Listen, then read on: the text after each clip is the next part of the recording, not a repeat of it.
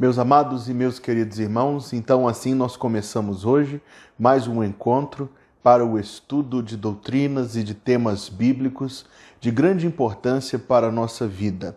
Deus nos tem permitido esta bênção, mesmo neste período de quarentena, de isolamento, de afastamento social. Deus nos tem permitido ter tempo separado para o estudo de grandes e importantes assuntos doutrinários da Bíblia Sagrada. Então, hoje nós queremos estudar a quinta marca de uma igreja saudável, um entendimento bíblico da evangelização.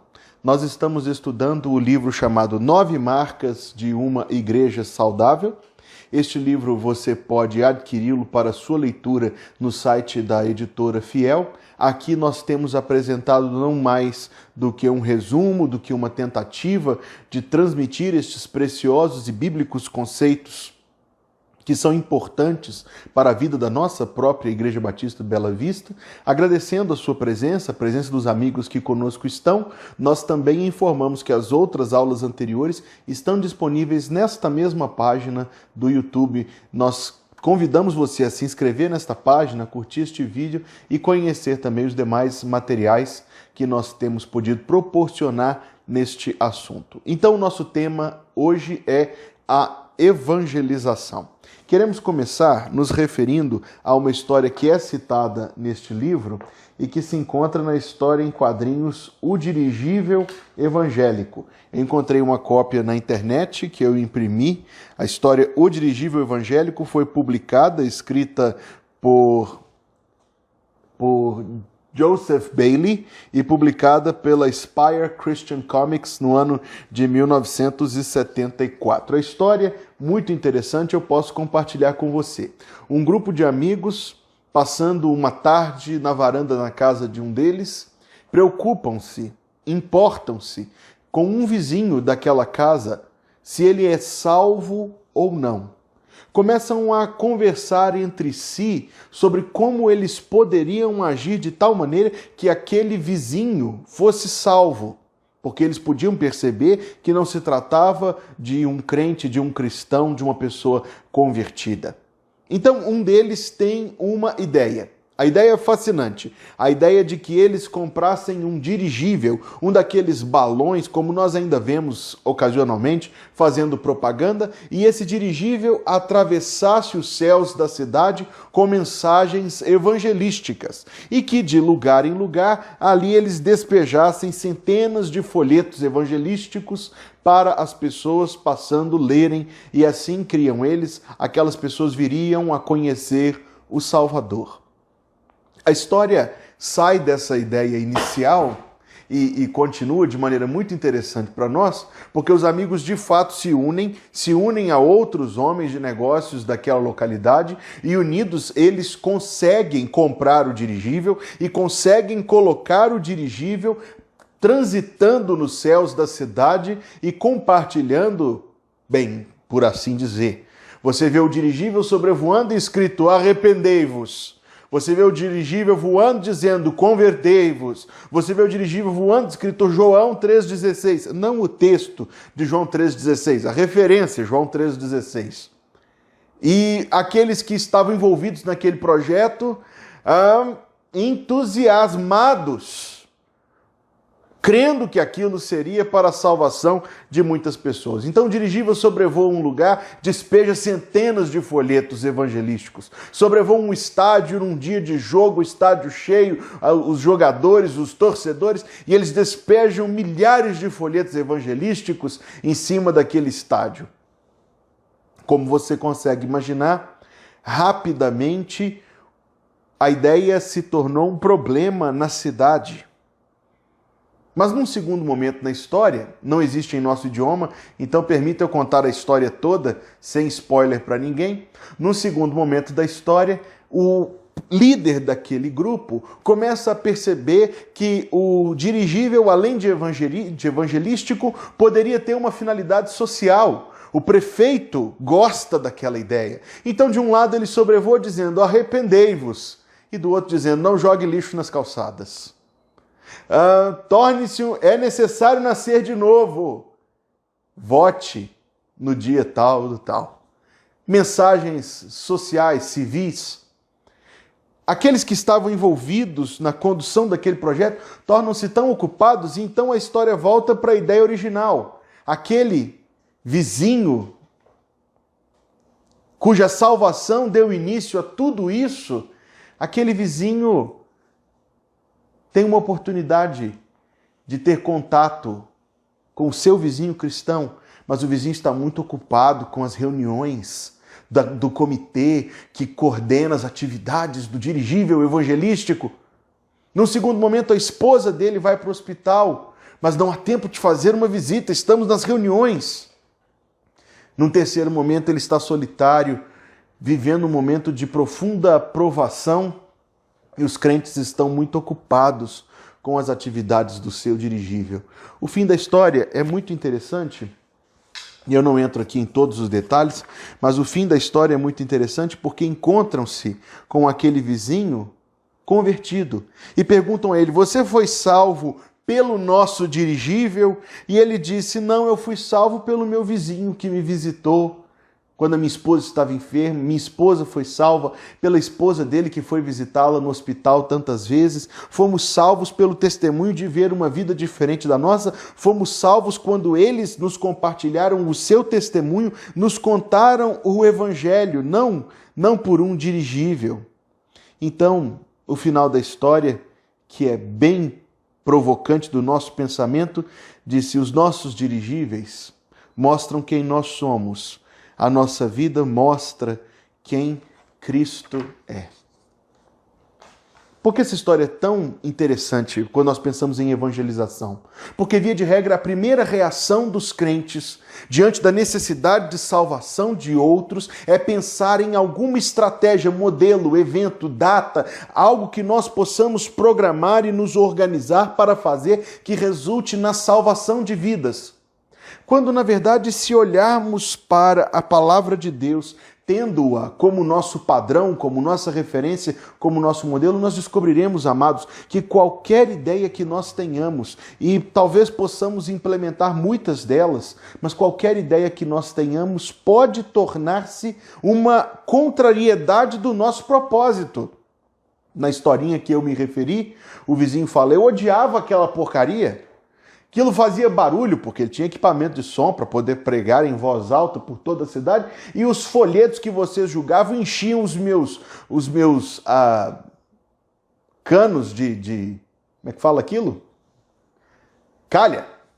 Tá vendo, irmãos? É só a distância, tudo continua igual.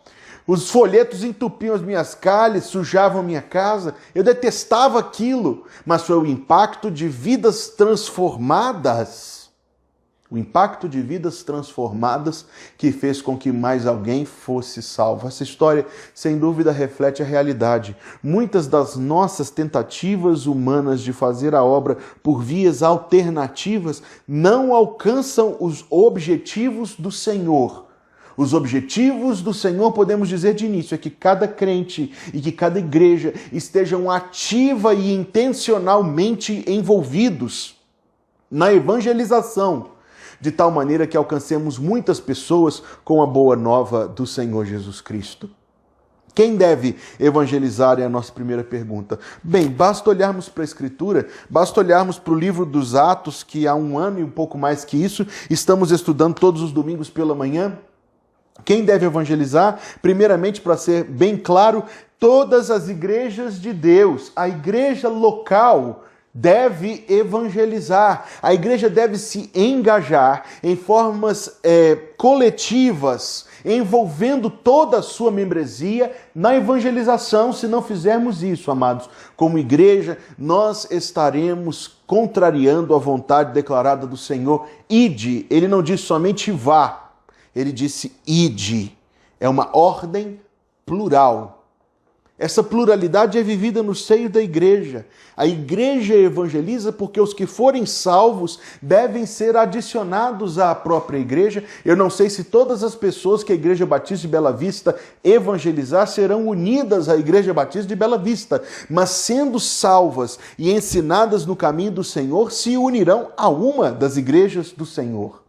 Igrejas, meus amados irmãos, que negligenciam o ministério de evangelização, estão negligenciando verdadeiramente a própria obra que Deus lhes confiou para fazer e não outra.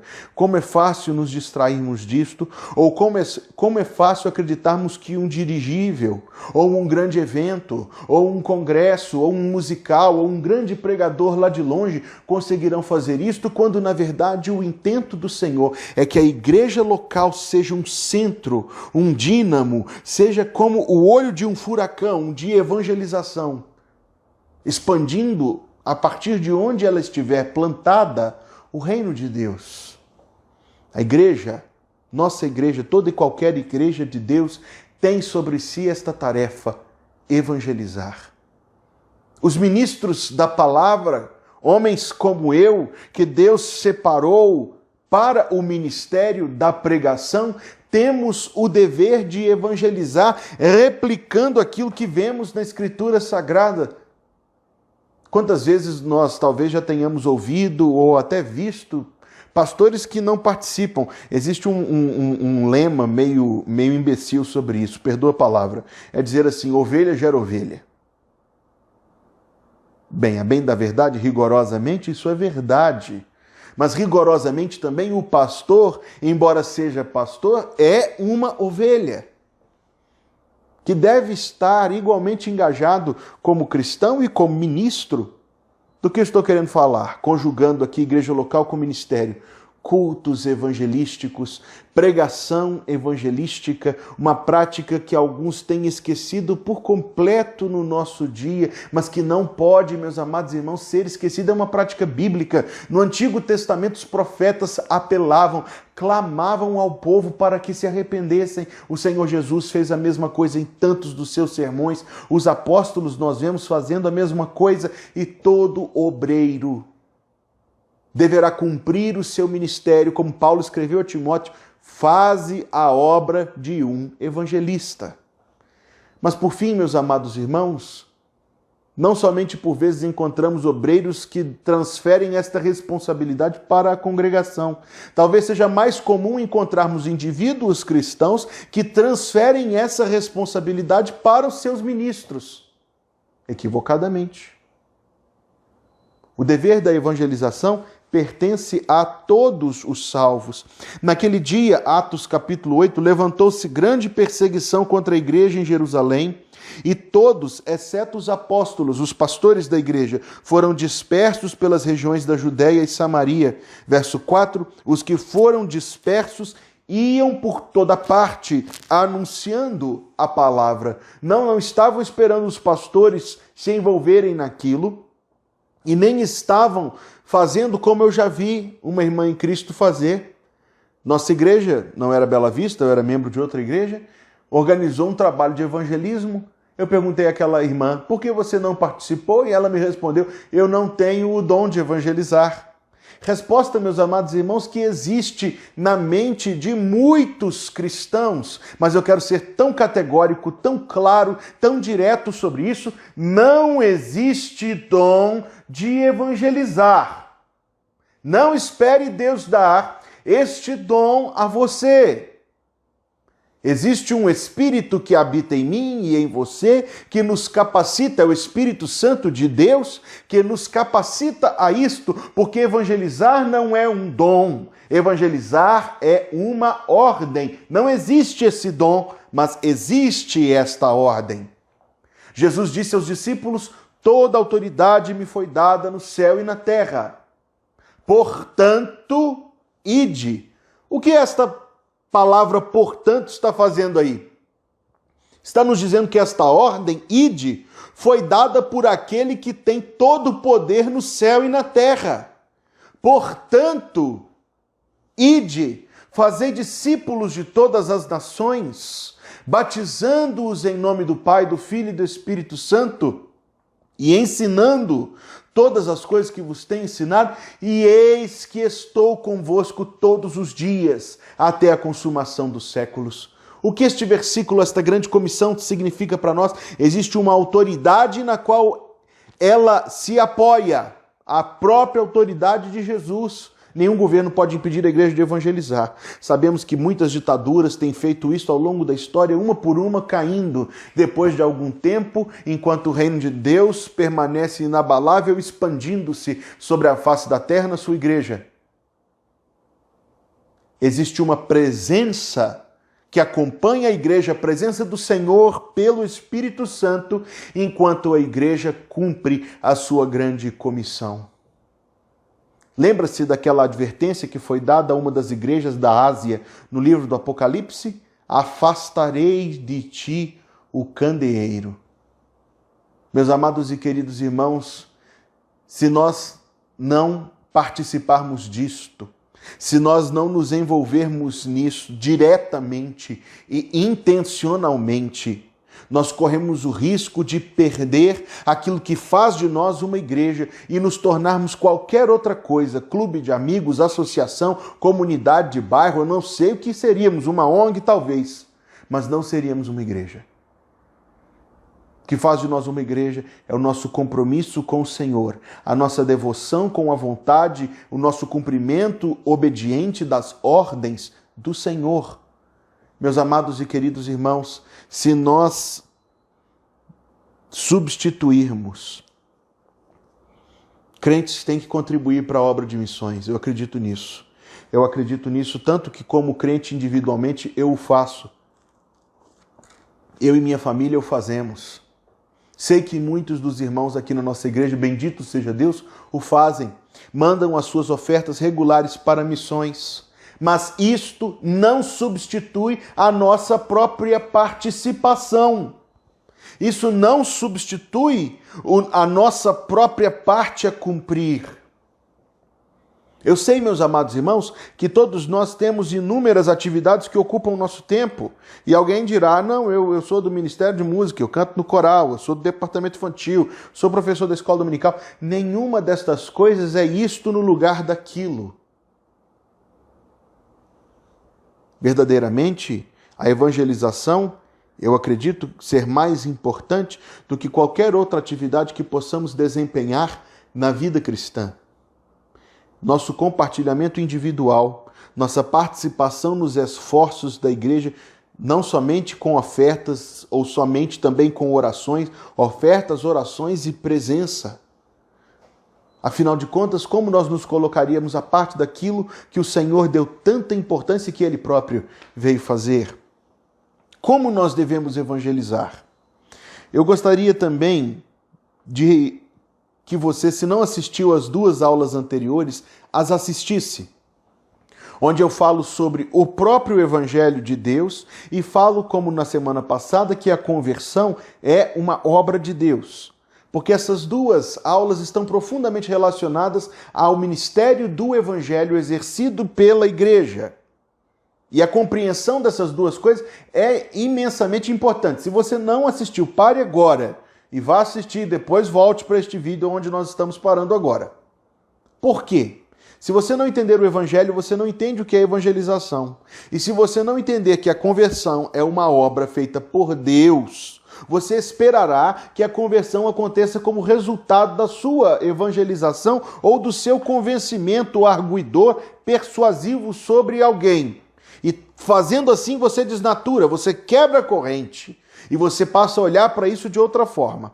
Evangelizar é dizer às pessoas com honestidade que se elas se arrependerem e crerem serão salvas e que terão que pagar um preço por isso ao longo da sua vida.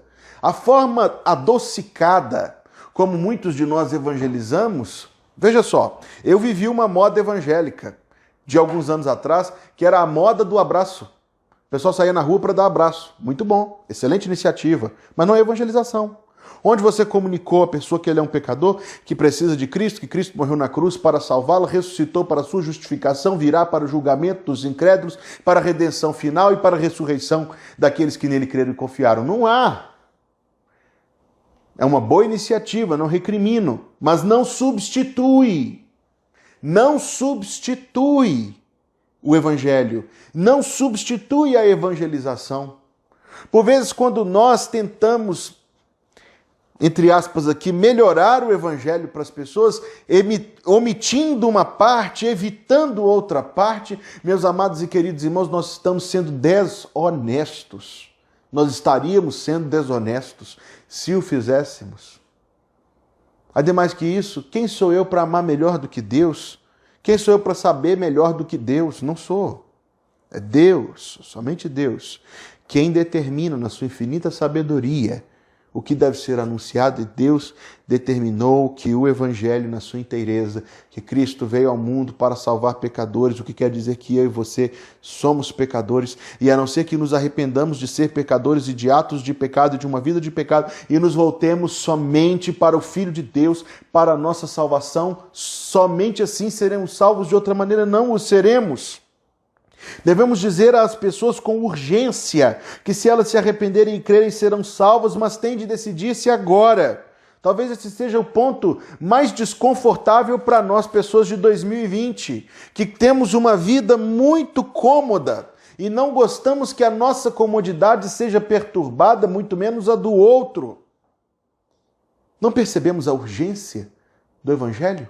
Se percebermos a urgência do Evangelho, alguns anos atrás, uma irmã me deu um livro muito interessante chamado O Inferno Sumiu. Um livro fino, mas muito interessante porque o pastor que escreveu aquele livro argumenta isso, que o inferno sumiu. Não literalmente. Infelizmente, ou para a glória de Deus, para a glória da justiça de Deus, o inferno existe. Não, infelizmente, me corrijo aqui. Para a glória da justiça de Deus, o inferno existe. Mas sumiu da imaginação dos incrédulos, que vivem vidas cada vez mais desinteressadas e blasfêmias, sumiu da mente, da consciência dos cristãos, sumiu até dos púlpitos, seja para informar biblicamente aqueles que são incrédulos, seja para advertir biblicamente aqueles que são crentes, para que não se eximam de tentar. Como Charles Spurgeon falou, se é para o inferno que os pecadores vão, que eles tenham de passar por nós para ir para lá. Passar por nós tentando impedi-los disso. A urgência, meus amados irmãos, reside não no nosso afoito ímpeto de ver mudanças, porque talvez uma ou outra pessoa, por causa de um ou outro pecado, nos incomode, e se talvez aquela pessoa não cometesse aquele pecado, não nos incomodaria tanto assim. A urgência reside na realidade do estado espiritual daqueles que não creem em Cristo como seu Salvador. E a urgência dará lugar a igualmente grande alegria, se pela nossa atuação Deus salvar aquelas pessoas. Honestidade, urgência e alegria. Diga às pessoas com alegria que se elas se arrependerem e crerem nas boas novas serão salvas, embora haja dificuldades. Vale a pena. Vale a pena. Você tem isso na sua vida. Você consegue encontrar na sua vida grandes tesouros preciosos dados por Deus. Se você é um crente salvo, remido, regenerado, perdoado e reconciliado com Deus, você tem coisas na sua vida que são preciosas, que são maravilhosas, que são benditas, que fazem com que todo o peso de carregar a cruz, isto é, andar na contramão do mundo e suportar certos específicos sofrimentos para honrar a Deus, valha a pena. O Evangelho é algo transmitido sempre com alegria, porque ele verdadeiramente é a razão de nós termos uma vida feliz. Devemos sempre nos recorrer à Escritura, meus amados e queridos irmãos. Sempre recorrer à Escritura para que a fé daqueles que estão vindo a Cristo por nosso intermédio apoie-se não em nós, mas na palavra de Deus. Nós devemos, meus amados irmãos, compreender que a vida de cada cristão e da igreja como um todo são partes centrais da evangelização. Eu traduzo isso nesta palavra coerência. Há algum tempo surgiu uma frase na internet, 50% celestial e 50% infernal. A frase é: pregue o evangelho, se necessário use palavras.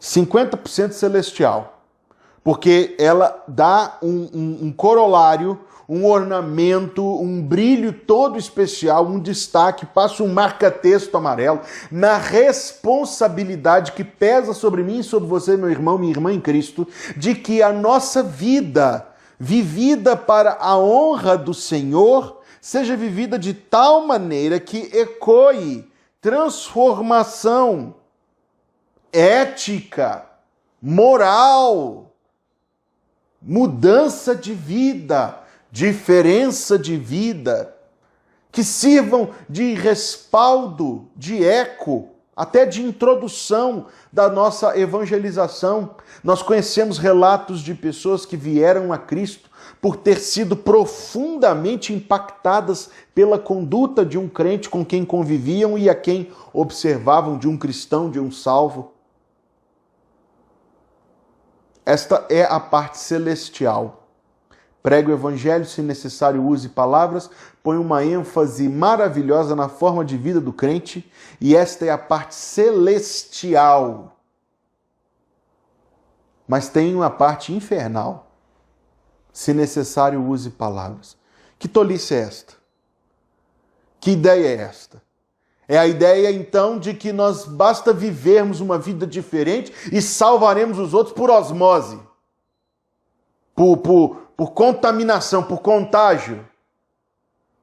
Não, meus amados irmãos, as pessoas poderão encontrar um desejo de nos ouvir na forma como nós vivemos, mas se elas não ouvirem claramente sobre Cristo, não estão sendo evangelizadas. Isto vai de contramão nos adesivos de versículos atrás do carro, que não evangelizam. Propriamente dito, rigorosamente dito, talvez eles possam atuar de uma ou de outra forma, como instrumentos, como ferramentas, mas eles em si não, porque o que evangeliza, será que não percebemos isso? São vidas. Vivendo e falando. São vidas, não objetos. Isso vai na contramão da ideia de que nós estamos evangelizando as pessoas com quem criamos amizades. Porque nós descobrimos alguém numa fila do supermercado, ou num curso que estamos fazendo, ou qualquer outro lugar onde a gente conheça pessoas. Então nós descobrimos ali algo em comum e aquilo abre uma porta de simpatia que vai crescendo na forma de amizade. Que bom! Nós devemos colecionar amigos. Nós devemos orar pelos nossos amigos e pelas pessoas do nosso convívio, mas tornar-se amigo de alguém não implica em que aquela pessoa tornou-se um amigo de Jesus o Cristo.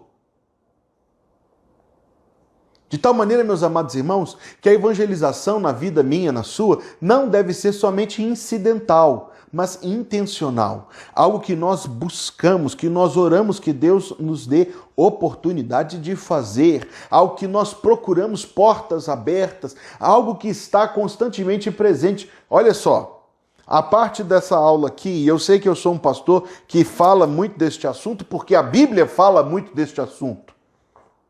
Mas com que frequência nós pensamos nisso? Que tempo já faz, para citar aquele hino, que tempo já faz que nós não pensamos com compaixão que alguém do nosso convívio ou longe de nós, que nós amamos ou que nós sequer conhecemos, está à parte de Cristo e carente da salvação? Convidar alguém para o culto é muito bom, continue fazendo isto, mas não é evangelização. Você está basicamente trazendo alguém para ouvir o pastor pregar. Faça isto. Faça isto. Mas evangelize aquela mesma pessoa e outras pessoas. Ore por essa pessoa que você convida. Ore por outras pessoas, porque, meus amados irmãos, por isso eu digo oração. Se nós reconhecemos que a salvação é uma obra de Deus, ela é uma obra de Deus. Não é pela nossa insistência com as pessoas. Aceita Jesus, aceita Jesus, aceita Jesus. É pela nossa coerência de vida, pela nossa honestidade, pela importância que nós damos, por isso urgência, pela alegria que nós revelamos nas coisas de Deus, pela nossa humildade e submissão à Escritura, pela nossa vida estabelecida na Escritura, pela nossa intercessão, que eu e você nos tornaremos ramos frutíferos da videira verdadeira, que é o Senhor Jesus Cristo. Considere quão grave era a esterilidade no Antigo Testamento. Lembra-se da mãe do profeta Samuel, Ana? Lembra-se da esposa Raquel de Jacó, porque Lia tinha filhos, mas Raquel não tinha. Lembra-se de Isabel, a tia do Senhor Jesus, dentre outras mulheres estéreis. E a Bíblia nos coloca a história delas dizendo que elas clamavam a Deus para ter filhos. Crentes que não frutificam.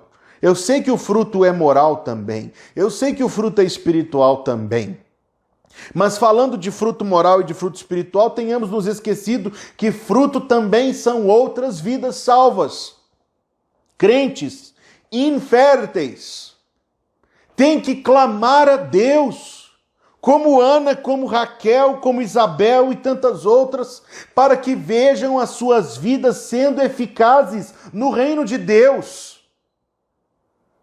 Talvez exercitemos muitos cargos na igreja, comissão de finanças, conselho fiscal, no coral, no corpo diaconal, nos professores da escola, na comissão de construção, na diretoria, dentre outros tantos cargos eletivos que a vida das nossas igrejas batistas propiciam aos crentes. Ótimo, experiência. Pode produzir maturidade no corpo de Cristo, assim como pode fazer com que alguém não amadureça nunca, se orgulhar disso. Anos e anos, quilômetros e quilômetros de igreja. Muito bom, parabéns, que bênção. E fruto?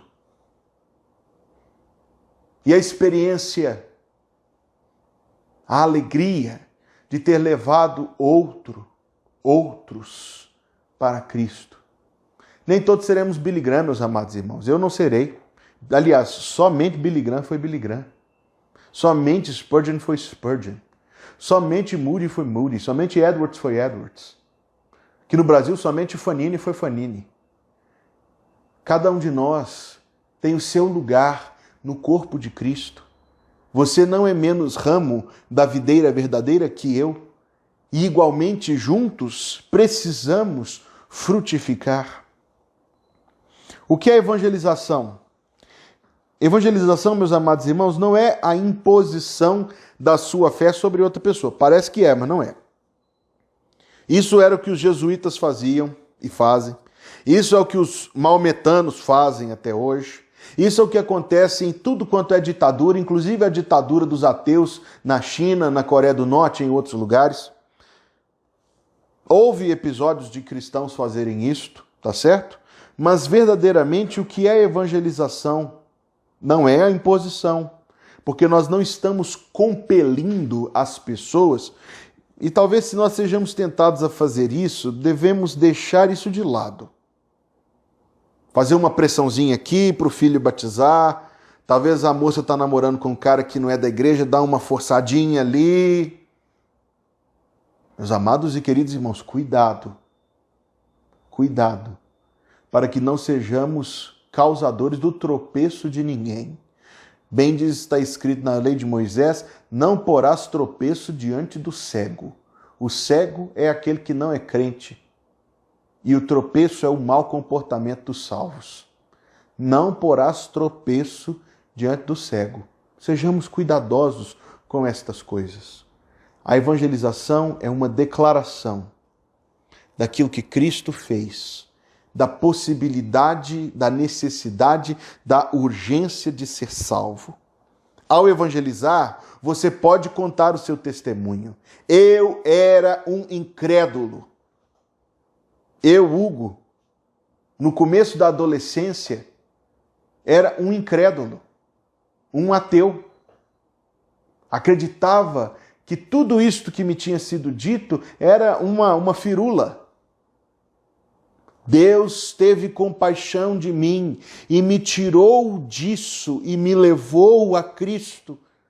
Nós podemos contar o nosso testemunho, podemos, mas o nosso testemunho não é o Evangelho.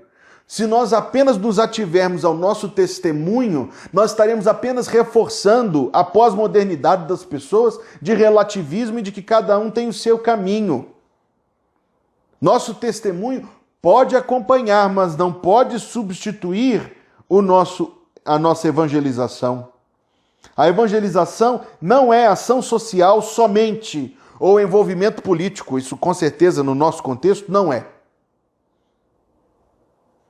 Teologias mais recentes associam, equivalem de forma equivocada a evangelização com a distribuição de roupa, remédio, cesta básica, com alfabetização, com centros de cuidar de pessoas em vulnerabilidade social. E tudo isso é muito bom, tudo isso faz parte do ministério da igreja. Temos feito aqui na medida do que podemos e que Deus nos tem confiado. Deus permita que façamos imensamente mais, mas nunca substituindo ou equivalendo isso com evangelização.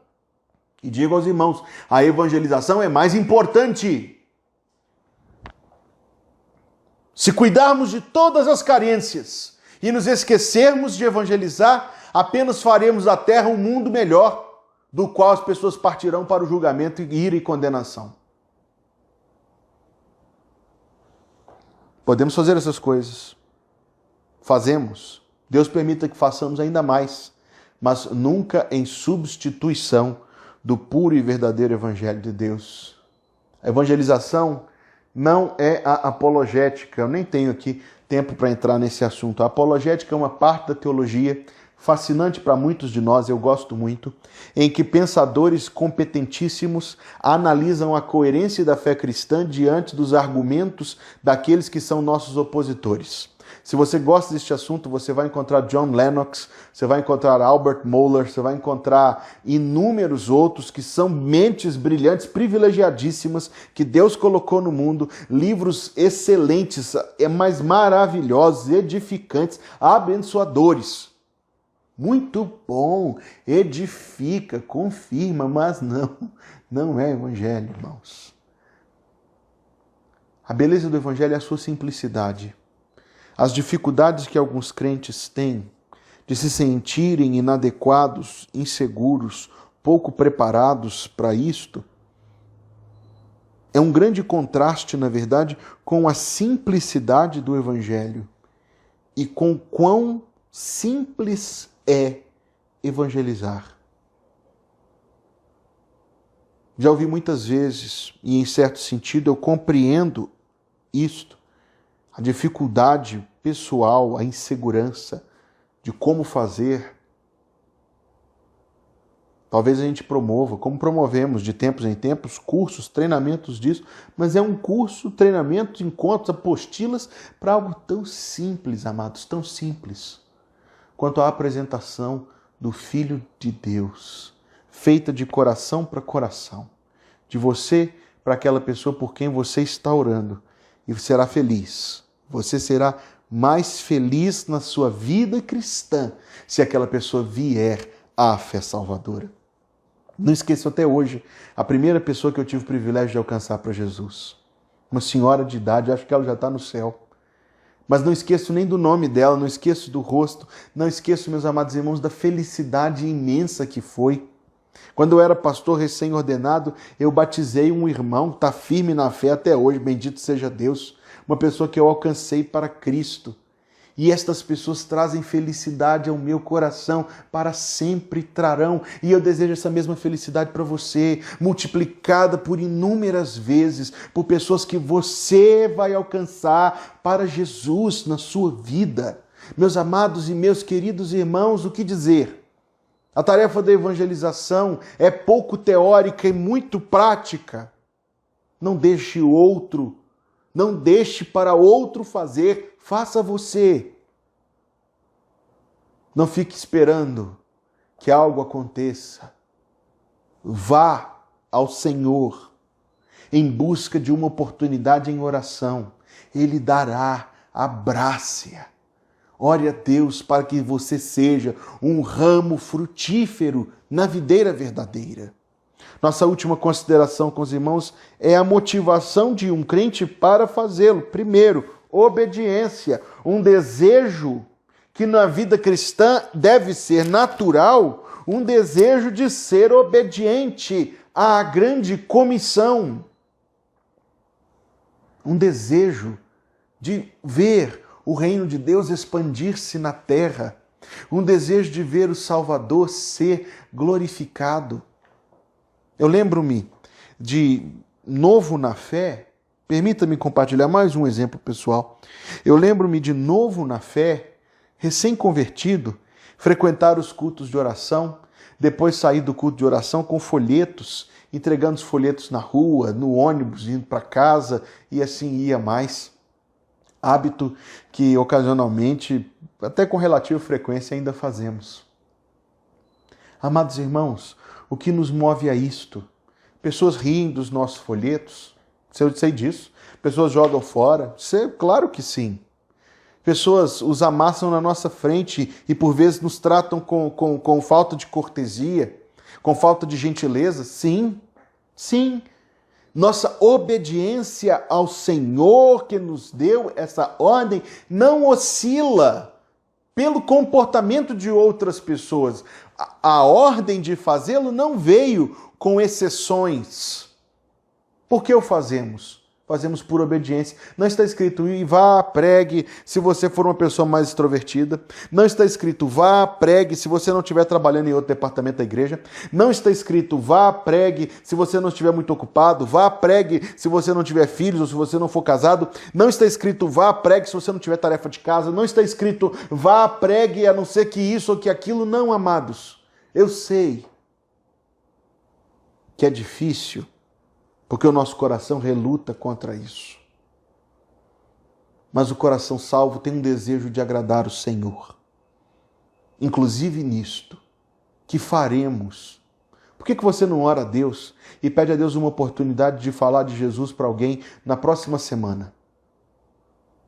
Nós vamos orar no final da aula. Peça a Deus uma oportunidade de falar de Jesus para alguém na próxima semana. A segunda razão por que nós devemos evangelizar é amor ao próximo, especialmente aqueles que não são crentes. Mas deixa eu dizer, primeiro de tudo, até aqueles que são crentes, porque os crentes são estimulados quando sabem de outros crentes fazendo isso, sentem-se encorajados. Mas mais do que isso, os perdidos, por amor a eles, por compaixão deles, nós devemos anunciar o evangelho. Lembro-me de ter lido numa revista cristã, alguns anos atrás, de um pensador europeu, ateu, que no Twitter ele colocou o seguinte: se o que os cristãos creem é verdade, então a coisa mais normal do mundo é querer a conversão de outros. Olha o que ele disse. Se ele fosse um cristão, ele entendeu isso. Se ele fosse um cristão e cresce no Evangelho, cresce no céu e no inferno, e na Bíblia, e em Cristo, e na cruz, e na ressurreição, não haveria outro comportamento coerente em relação àqueles que consideramos perdidos, e que de fato são, senão anunciar-lhes o Evangelho para que sejam salvos. E por fim, meus amados irmãos, porque nem sempre as pessoas respondem positivamente ao chamado do Evangelho, nós pregamos o Evangelho por amor a Deus, por amor a Deus, por amor a Deus. Para que Deus seja honrado, para que Deus seja magnificado na nossa obediência, para que a nossa fé diante daqueles que não creem seja ressaltada pela nossa atitude zelosa para com a vontade de Deus. E em tudo isso Deus será engrandecido. Nós somos o fedor da morte nos que se perdem, o cheiro da vida nos que se salvam, o perfume da vida nos que se salvam. A igreja tem, portanto, meus amados, uma grande comissão. Eu tenho, você tem uma grande comissão, eu tenho uma grande comissão. Em primeiro lugar, uma conclusão. Em primeiro lugar, sejamos intercessores, frequentadores, apoiadores dos cultos evangelísticos. O salvo que frequenta o culto evangelístico dá o seu apoio e o seu testemunho pela sua presença. Aprende um pouco mais da Bíblia e de como evangelizar. Fortalece as suas convicções. Aprende como melhor fazê-lo. Faz uso de uma grande oportunidade para trazer convidados, que também é uma boa obra. Ore a Deus, número 2, para que você possa crescer nesta obediência e frutificar. Ore a Deus para que esta semana, de hoje a 7 dias, você tenha uma oportunidade pelo WhatsApp ou em alguma outra rede social, ou pessoalmente, ou por um telefonema, de falar de Jesus a alguém. Talvez alguém que esteja do seu lado, da sua classe, talvez alguém da sua casa, talvez alguém... Bem, Deus te mostrará quem. Mas pratiquemos isso não só uma vez. Façamos disso parte da nossa vida com Deus, para honrar a Deus, para engrandecer a Deus. Que Deus nos abençoe com uma renovada e melhor compreensão da sua palavra. Vamos orar? Pai, em nome de Jesus, Tu és o dono da obra, Deus, o Senhor da causa. Que o Senhor, Deus, dê ao meu coração e aos meus irmãos compreensão da Tua vontade, fortalecimento na fé, oportunidades, Deus, que abraçaremos de falar de Jesus para outras pessoas. Que o Senhor faça de todos nós ramos frutíferos na videira verdadeira. E que o Senhor seja, Deus, muitíssimo glorificado e engrandecido na nossa vida e no nosso serviço ao Senhor.